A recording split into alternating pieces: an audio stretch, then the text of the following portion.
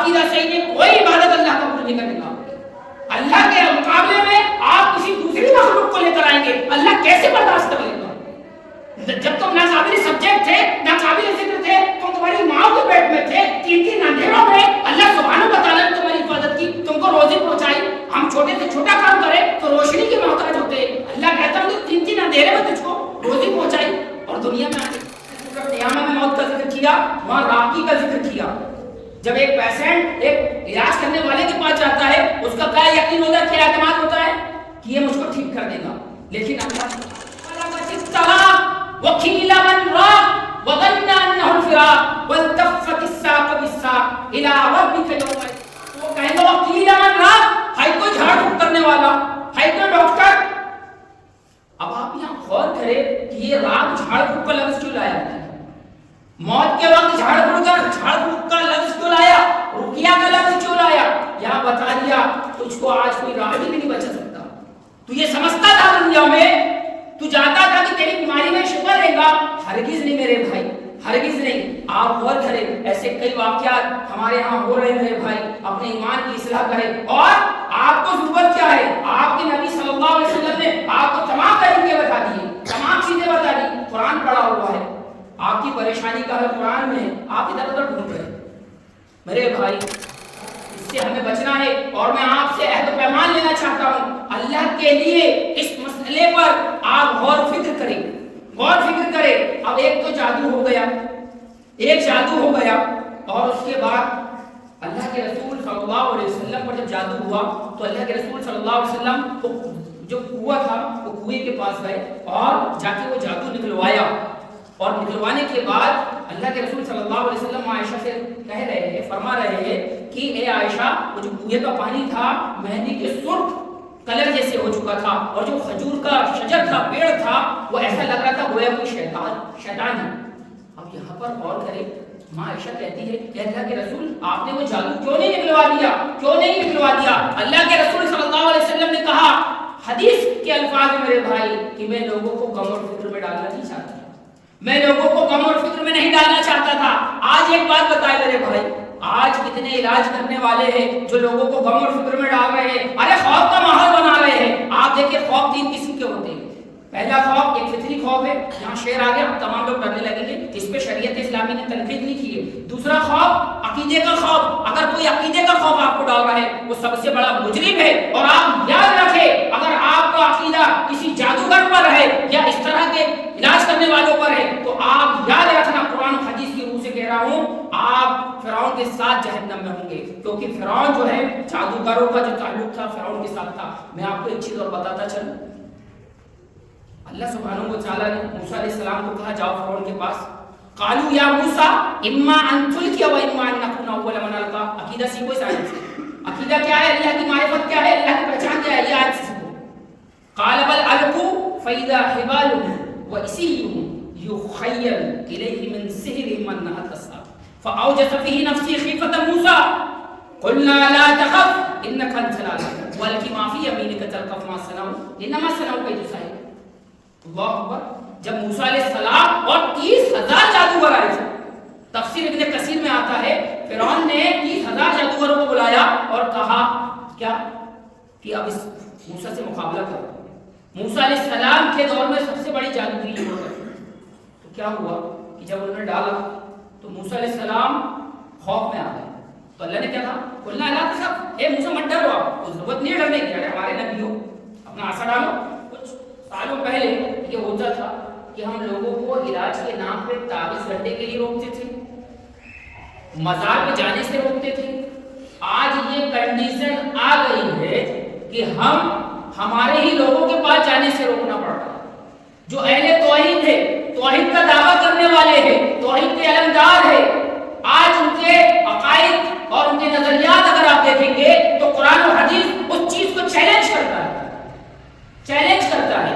آپ دیکھیں اللہ کے رسول یدخلوا امتی الجنت 70 الفا بغیر حساب، کہ 70,000 لوگ بنا حساب اور بنا عذاب کے جنت میں جائیں گے.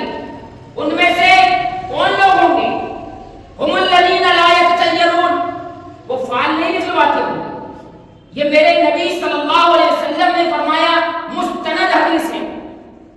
اس حدیث میں کسی مفسر نے کلام نہیں کیا کہ 70,000 لوگ بنا حجاب اور بنا عذاب کے جنت میں جائیں گے، اس میں سے ایک شخص کو ہوگا جو فال نہیں نکلواتا ہوگا، یعنی کوئی کام کرنا چاہتا ہے تو وہ فال نہیں نکلواتا ہوگا۔ مثلا آج تو ہم کسی علاج کرنے والے کے پاس جاتے ہیں، ہم اس سے پوچھتے ہیں یار مجھے کیا ہو گیا ہے۔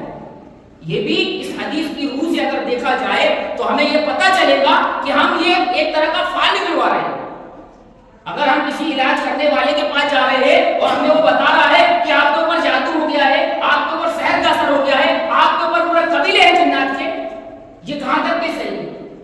میں ہی ایک آپ کو کہہ دوں یہ بات، آپ یقین کر لیں گے۔ کیوں؟ کیونکہ آپ بھی سوچیں گے یہ موبائل ہے، یہ موبائل ہے، یہ تو علاج کے طریقے جانتا ہے، ارے شریر کیا کرتا ہے، یہ اللہ کے رسول کے خلاف کیسے کام کر سکتا ہے؟ نہیں میرے بھائی، اگر آپ کو یہ تمام چیزیں جاننا ہے تو کوئی عالم، کوئی راقی ہمارے لیے ایمان کی دلیل نہیں ہے۔ ہمارے لیے ایمان کی دلیل اللہ اور اس کے رسول ہے، کتاب اللہ ہے۔ آئیے کتاب اللہ کی طرف سے دیکھیں گے تو اللہ کے رسول صلی اللہ علیہ وسلم کے اوپر جو جادو ہوا تھا وہ گیٹھی باندھنے والا جادو، تو گیٹھی باندھنے والا جادو قرآن میں ہے، یفرق تفریق ڈالنے والا جادو، یخیر خیال دلانے والا جادو، یہ تین جادو ہیں۔ میں تفسیر میں جانا نہیں چاہتا۔ اب یہاں پر ایک بات دیکھیے آپ کہ یہ تمام جو جادو ہے کیا یہ انسان کو کوئی تکلیف اور کوئی مصیبت، کوئی پریشانی میں ڈال سکتے ہیں؟ کیا پریشانی؟ یہاں پر جب جادو ہوا، امام الانبیاء اللہ کے دربار میں ہاتھ اٹھا کر دعا کر رہے ہیں، ارے فرشتوں کا ہوا اور فضاؤں میں تیرتے ہوئے آ رہے ہیں اور یہ کہہ رہے ہیں کہ ان کو جادو ہوا ہے۔ نبی کو نہیں معلوم جادو ہوا ہے، اور ایک علاج کرنے والے کو کیسے معلوم ہو جاتا ہے؟ یہ عقیدہ خراب کرنے والی بات ہے۔ یہ نہیں، عالم الغیب تو اللہ ہے، آپ کیسے بتا سکتے ہیں کسی پر جادو ہوا ہے؟ کیسے بتا سکتے ہیں؟ کیا پیمانہ ہے آپ کے پاس قرآن حدیث کا کہ آپ کسی کو بتا دیں؟ عالم الغیب کو جادو کرنے کا موقع ہم نے دیے، رسول اللہ صلی اللہ علیہ وسلم نے سارے نبی کے بتا دیے تھے۔ دوسری بات جو مجھے کہنا ہے، ایک علاج کرنے والے کے پاس آپ جاؤ، وہ کہتا ہے کہ اس کے اوپر پورا قبیلہ ہے، 5 جنات ہے، 10 جنات ہے، اس طرح سے وہ کہتا ہے۔ میرے بھائی عقیدہ سیکھو، قرآن کو اپنا محور بناؤ، قرآن کو اپنا منصب بناؤ، میرے بھائی قرآن کو اپنا نیشنل بناؤ۔ قرآن ہمیں ہدایت کرتا ہے۔ کیا یہ جو کہہ رہا ہے نا 5 جنات ہے، 6 جنات ہے، اٹھائیے سورہ اعراف سورہ نمبر 7 آیت نمبر 27 میں اللہ سبحانہ و تعالی نے کہا من حیث لا ترونہم، تم ان جناتوں کو دیکھ ہی نہیں سکتے۔ تو اب رب نے تو واضح کر دیا جناتوں کو نہیں دیکھ سکتے، تو علاج کرنے والا کس پیمانے سے دیکھ رہا ہے؟ اب اگر ہم اس کی بات کا یقین کر رہے ہیں تو آئیے اٹھائیے اللہ کے رسول کی حدیث۔ اللہ کے رسول صلی اللہ علیہ وسلم نے فرمایا جو کاہن کے پاس گیا اس نے محمد صلی اللہ علیہ وسلم کے اوپر جو شریعت اتری ہے اس کا انکار کیا اور اس کی بات کو مان لیا، اس کی 40 سال کی عبادت قبول نہیں ہوتی۔ میرے بھائی غور کریں، ہم کہاں جا رہے ہیں؟ ہم تو یہ سوچتے ہیں ہمارے اندر شرک نہیں ہے، لیکن شیطان نے یہ مزار پرستی کے فکر سے ہم کو بچا لیا، لیکن یہ راستے سے ہمارے اندر شرک کو لا دیا۔ ہم نہیں سمجھ پا رہے ہیں کہ ہمارے اندر کتنا ہوتا ہے کہ ان کے پاس موکل ہے۔ موکل کوئی بلا ہے چنی عربی لغت میں، کوئی لغت آپ پوری عربی لغت اٹھا ڈالو، لفظ موکل آپ مل ہی نہیں سکتا اس میں۔ لوگ کہتے ہیں موکل ہمارے قبضے میں ہے، موکل سے ہم کام لیتے ہیں، جناتوں سے کام لینا جائز ہے۔ اٹھائیے سورہ انعام آیت نمبر 128، آیت نمبر 129، آیت نمبر 130۔ آپ یہ جو حوالے دے رہا ہوں آپ چیک کلاس کریں، اگر میری بات ایک بھی غلط ہو جائے اس کے بعد آپ مجھے سولی چڑھا دیں۔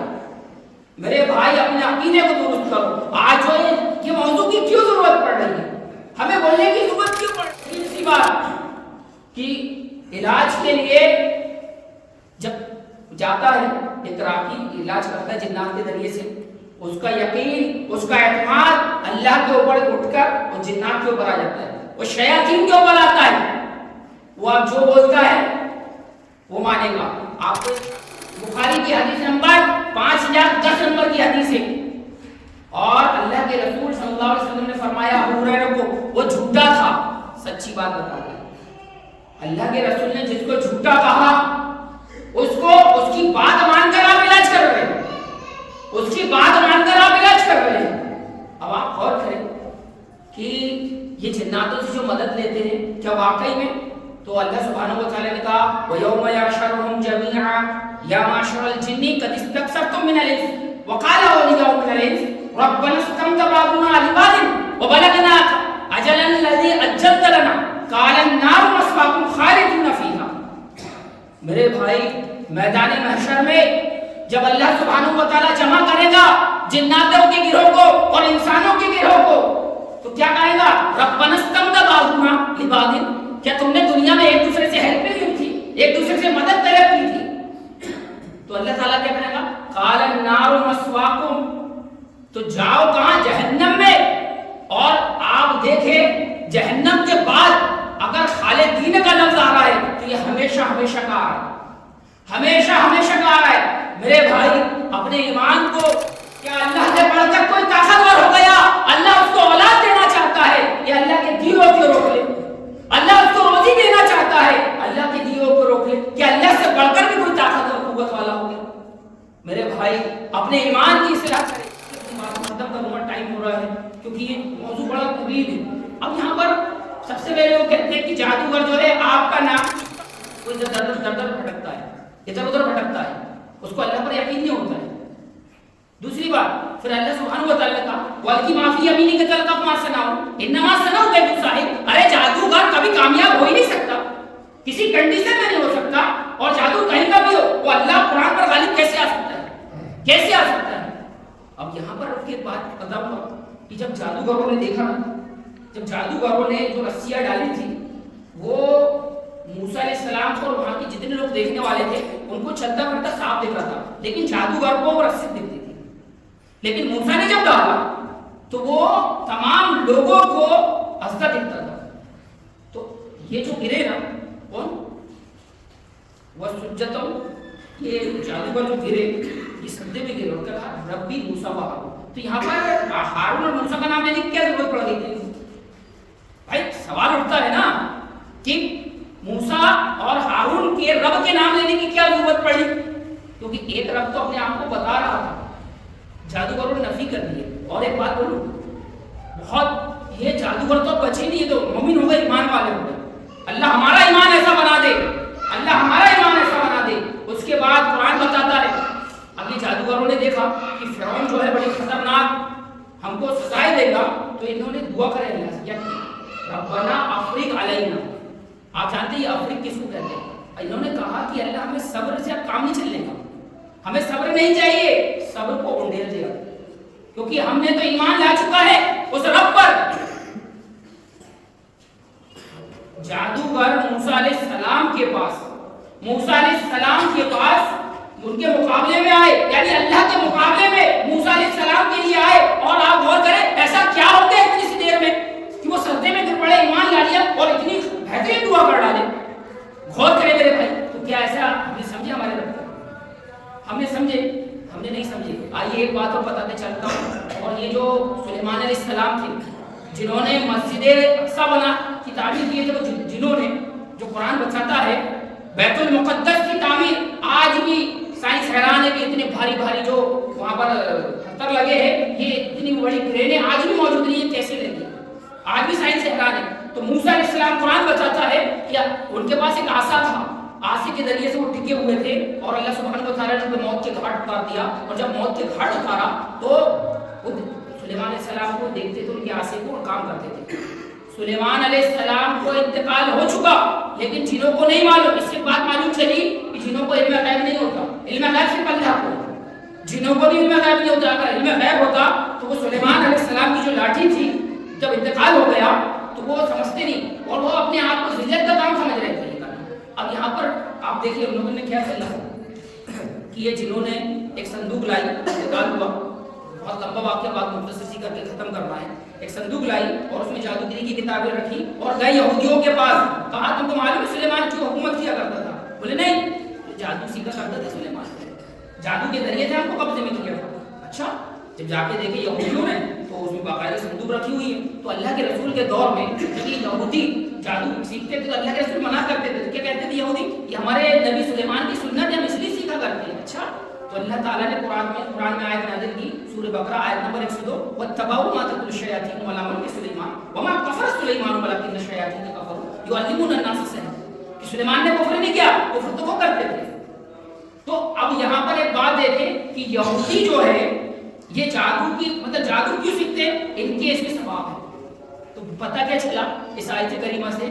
جو جادو سیکھتا ہے وہ یہودیوں کی سنت کے پہ عمل کرتا ہے۔ اور جو آپ غور کریں کہ یہودی شیطان کتنا خوش ہوتا ہے یہودیوں سے، ایک بات یہ بھی سمجھ میں آئی اس میں، شیطان کتنا خوش ہوتا ہے یہودیوں سے، پیسنٹ کا نام اور ماں کا نام پوچھتا ہے، یہ اس کی شناخت کی پہچان ہے۔ آپ غور کر لیں، اگر آپ کو کوئی جاتے ہو کہیں یہ پوچھے اور واپس آ جانا اور اللہ سے توبہ کر لینا اور بنا توبہ کیے اگر آپ مر گئے تو آپ کا مسئلہ بہت خطرناک ہو جائے گا میرے بھائی۔ یہ پہلی صفت۔ دوسری صفت، آپ کو توریت کے کچھ ایسے نمبرات لکھ کے دے گا، توریت کے نمبرات لکھ کے دے گا آپ کو۔ دوسرے، آپ سے کوئی کپڑا مانگے گا، آپ کو بندش کے نام پہ کیل دے گا۔ اور تیسرا یہ ہے کہ وہ جنوں کے ذریعے سے مدد طلب کرے گا، وہ کسی جن کو، کسی جناتنی کو یا جن کو جو بھی ہے اس کے ذریعے سے علاج کرے گا۔ آپ یہ تمام چیزیں سمجھ جانا میرے بھائی، یہ ایک کاہن، ایک جادوگر کی پہچان ہے۔ بہت ساری چیزیں ہیں میرے بھائی، بہت ساری چیزیں ہیں، لیکن یہ وقت سے 5-4 منٹ اور زیادہ ہو گیا، بلکہ میں اللہ سبحانہ وتعالیٰ سے بہت ساری چیزیں بول رہا تھا اس تعلق سے، بہت ساری غلط فہمیاں کر رہا ہے۔ ہر بس وہ فالتو ہی بیٹھا ہے، ہر کسی پر جادو کرتا ہوا، عجیب سے معاملہ ہو گیا ہے۔ میں اللہ سبحانہ وتعالیٰ سے دعا کروں گا کہ بارے اللہ ہمیں صحیح معنوں میں وہ عقیدہ دے دے جو نبی کریم صلی اللہ علیہ وسلم نے انسان کو کوئی تکلیف اور کوئی مصیبت، کوئی پریشانی میں ڈال سکتے ہیں یا پریشانی میں ڈال سکتے ہیں۔ آپ ایک بات دیکھیں کہ میں نے آپ کو سب سے پہلے جو مشق کا بتایا کہ انسانی جسم کو جن چھو کے چلے جائے، اس کی دلیل کیا ہے؟ اٹھائیے سورہ بقرہ آیت نمبر 275، اٹھائیے سورہ 7 آیت نمبر 41، اس میں دلیل مل جائے گی کہ انسانی جسم کو جن چھو کے نکلتا ہے۔ یہ دلیل میں نے آپ کو دے دیا، وقت نہیں ہے۔ دوسری دلیل، انسانی جسم میں جن داخل ہوتا ہے اس کی دلیل سنن ابن ماجہ حدیث نمبر 3548 نمبر کی حدیث ہے، اور اس کے راوی ہے ابو الاس سخفی صحابی جو تاریخ میں امام ہے۔ جن مسلط ہوتا ہے، جادو جو میرا موضوع ہے، اللہ کے رسول صلی اللہ علیہ وسلم کے اوپر جادو ہوا۔ صحیح بخاری حدیث نمبر 5763 نمبر کی حدیث ہے، ماں عائشہ روایت کرتی ہے کہ جب پیارے رسول صلی اللہ علیہ وسلم کے اوپر جادو ہوا تو پیارے رسول صلی اللہ علیہ وسلم کو کئی دن تک کی بڑی پریشانی ہوئی، بہت زیادہ تکلیف ہوئی۔ اب آپ یہاں غور کریں کہ جب نبی کو یہ برداشت نہیں ہوا کہ مجھ کو کیا ہو رہا ہے، اور نبی پر جو جادو ہوا تھا وہ کوئی کام کر لیتے گویا کہ لگتا کہ نہیں کیا، اس طرح کا جادو، شریعت پہ کوئی جادو نہیں ہوا نبی صلی اللہ علیہ وسلم پر۔ اب یہاں پر دو چیز سمجھنے کی ہے، ایک نبی پر جادو کیوں ہوا، نبی پر جادو کیوں ہوا، اس کی کیا وجہ ہے، یہ تو ہمیں جاننا ہے نا۔ یا جس کے اوپر وہی جبریل امین وہی لے کر آ رہے ہیں، قرآن لے کر آ رہے ہیں، ارے اس کے اوپر جادو ہو جانا، یہ ہم کیسے دماغ کام کرتا ہے کہ نبی پر جادو ہو جائے، ہوا کیوں، سوال ہے۔ تو جب اللہ کے رسول صلی اللہ علیہ وسلم، امام بخاری نے صحیح بخاری کے اندر اس کو لے کر آیا ہے، اور میں نے آپ کو بتایا کہ ماں عائشہ روایت کرتی ہے کہ اللہ کے رسول صلی اللہ علیہ وسلم کو جب بہت زیادہ بے چینی ہوئی تو اللہ سے دعا کرے کہ اللہ میرے ساتھ یہ کیا مسئلہ پیش آ رہا ہے۔ خواب رات میں جب سوئے، خواب میں میکائیل اور جبرائیل آئے، اب میکائیل پوچھتے جبرائیل سے اس کو کیا ہوا، کہا مجھے جادو ہوا ہے، کس نے کیا ہے، لبیس بن عاصم نے کیا ہے، کہاں کیا ہے، جرمان کے کنویں میں کیا ہے، وہ لمبی پوری تفصیل موجود ہے۔ یہاں رک کے ایک بات بتاؤں گا میں آپ کو، امام الانبیاء پر جب جادو ہوا، امام الانبیاء اللہ کے دربار میں ہاتھ اٹھا کر دعا کر رہے ہیں، ارے فرشتوں کا ہوا اور فضاؤں میں تیرتے ہوئے آ رہے ہیں اور یہ کہہ رہے ہیں کہ ان کو جادو ہوا ہے۔ نبی کو نہیں معلوم جادو ہوا ہے، اور ایک علاج کرنے والے کو کیسے معلوم ہو جاتا ہے؟ یہ عقیدہ خراب کرنے والی بات ہے۔ یہ نہیں، عالم الغیب تو اللہ ہے، آپ کیسے بتا سکتے ہیں کسی پر جادو ہوا ہے؟ کیسے بتا سکتے ہیں؟ کیا پیمانہ ہے آپ کے پاس قرآن حدیث کا کہ آپ کسی کو بتا دیں؟ عالم الغیب تو اللہ ہے، آپ دیکھیں، اور بتانے والا بھی ایسا بتاتا ہے، اللہ اکبر، بتانے والا بھی ایسا بتاتا ہے کہ انسان کو گھبرا دے۔ ارے شیطان کا سب سے زیادہ حربہ اور سب سے زیادہ شیطان کائے میں خوش ہوتا ہے، آپ جانتے ہیں؟ کسی کا گھر ہے، تنہائی ہے، گھر میں بیٹھا ہوا ہے، کیا دیکھتا ہے؟ چپل ادھر ادھر ہو رہی ہے، کرسی اوپر نیچے ہو رہی ہے، پورے پٹنے لائٹ ہے، آٹومیٹک بند چالو ہو رہے، آخر بات کیا ہے؟ یہ سب کیوں ہو رہا ہے؟ شیطان آپ کو اور ہم کو غم اور فکر میں ڈالنا چاہتا ہے، وہ تم کو خوف میں ڈالنا چاہتا ہے، اس وجہ سے یہ ساری حرکتیں ہو رہی ہیں۔ اب یہاں پر سوال یہ اٹھتا ہے کہ یہ شیطان جب غم و فکر میں ڈالتا ہے وہ کیوں خوش ہوتا ہے؟ وہ چاہتا ہے کہ تو کچھ ایسا کام کر لے جو اللہ اور اس کے رسول کے خلاف ہو۔ میرے بھائی یہ ایک مسئلہ پیش آ گیا کہ جادو تو اللہ کے رسول کو نہیں معلوم۔ بہرحال جبریل امین آئے اور اللہ کے رسول صلی اللہ علیہ وسلم سے کہا بسم اللہ الرحیم واللہ یشفی من کل داء یؤذی ومن کل شر نفس وعین حاسد اللہ یشفی بسم اللہ الرحیم۔ یہ پڑھا دم کیا، سورہ فلق اور سورہ ناس دی، نبی محترم نے اس کو پڑھتے رہے۔ اب یہاں پر غور کرنے کی بات ہے میرے